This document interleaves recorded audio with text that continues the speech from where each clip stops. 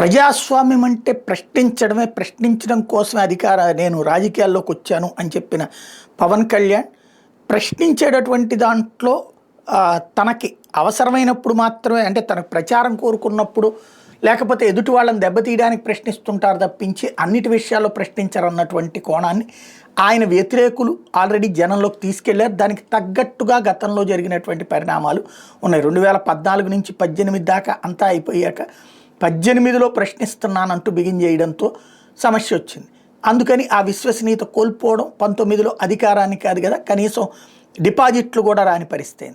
తర్వాతన మళ్ళీ జగన్ ప్రభుత్వం మీద ప్రశ్నించడం ప్రారంభించినప్పుడు ఓకే, ఇంతకుముందు జరిగిన లోపాలు సరిచేసుకుంటున్నాడు అనుకున్నారు. బట్ ఆ తర్వాత జగన్ని గద్దెదించడానికి దాన్ని వాడారు అన్నటువంటి పాయింట్ అర్థమవుతుంది. తర్వాత అధికారం రాగానే, ఇప్పుడు కూటమి అధికారంలోకి రాగానే అటు హోంమంత్రి యాక్టివిటీ మీదనో 1-2 ఇష్యూస్లో పవన్ కళ్యాణ్ స్టేట్మెంట్ చూడగానే ఓకే, అయితే ఏదైతే డెమోక్రటికల్గా పబ్లిక్ ఏదందాలో అది అందించేటటువంటి విషయాలు సీరియస్గా తీసుకుంటారని అందరూ భావించారు.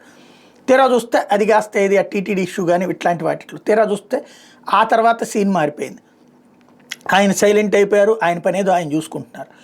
ఇప్పుడు చాలా రోజుల తర్వాత, అంటే ఈలోపు ఎన్నో అరాచకాలు నడిచినాయి, అంటే ప్రజాస్వామ్యంలో జరగకూడని జరిగినాయి, వాటిని కొన్నింటి ఆయన సమర్థించుకుంటూ వచ్చారు కూడా.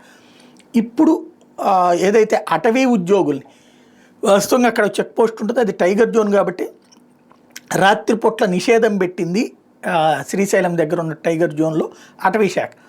ఆ టైంలో తను వెళ్తానన్నారు శ్రీశైలం ఎమ్మెల్యే. దానికి అంగీకరించనందుకు గాను అటవీ సిబ్బందిని పిలిపించి దారుణంగా దుర్భాషలాడి సినిమాల్లో చూపించిన రౌడీ క్యారెక్టర్ లాగా తీసుకెళ్లాలని వాళ్ళ వెహికల్లోనే పడేసి ఆ వెహికల్తో ఊరంతా తిప్పి హింసించినటువంటి దారుణమైనటువంటి ఘటన. దాని మీద స్వయంగా పవన్ కళ్యాణ్ స్పందించాక అక్కడ స్ట్రాటజిక్గా చంద్రబాబు గారు దాని మీద ఒక కమిటీ వేసేసి పక్కన పెట్టారు. ఇప్పుడు యాక్చువల్గా ఇట్లాంటి కేసుల్లో మిగతా వాడు ఎవడో చేస్తే ఊరుకుంటారా? వెంటనే తీసుకెళ్ళి జైల్లో పెట్టరా అతనికి సహకరించిన వాళ్ళందరికీ కూడా. కాకపోతే ఇక్కడ అధికారపక్ష ఎమ్మెల్యే కాబట్టి కేసు పెట్టామన్నటువంటి పాయింట్తో వదిలేశారు. పైగా అదేదో విచారణ కమిటీ అంటే అందులో 3 మంత్రులట, అటవీ అధికారులు కూడా ఉంటారట. మంత్రులు ఏం చేస్తారు విచారణలు అంటే? ఇప్పుడు ఎఫ్ఐఆర్ కట్టేది, ఇన్వెస్టిగేషన్ చేసేటటువంటి మంత్రులా లేకపోతే కనుక పోలీస్ శాఖ? బట్ ఆ మాత్రం రెస్పాన్స్ ఇచ్చాను అని సంతోషపడతారా? చట్టపరంగా కఠిన చర్యలకి సిద్ధపడతారా? ఎందుకంటే ప్రభుత్వ ఉద్యోగి నిర్బంధం అంటే నాన్ బెయిలబుల్ కేసు, 7 ఏళ్ల పైబడి జైలు శిక్ష పడేటటువంటి కేసు. అది 7 ఏళ్ల లోపు శిక్ష కూడా కాదు. ప్రభుత్వ ఉద్యోగుల్ని మీద దాడి, కిడ్నాపు, నిర్బంధించడం, హింసించడం, దూషించడం, దుర్భాషలాడటం, ఈ బోలెడన్ని కేసులు అవుతాయి. బట్ అతన్ని ఇప్పుడు కాపాడతారా లేకపోతే? ఎందుకంటే పవన్ కళ్యాణ్ చాలా రోజుల తర్వాత స్పందించారు.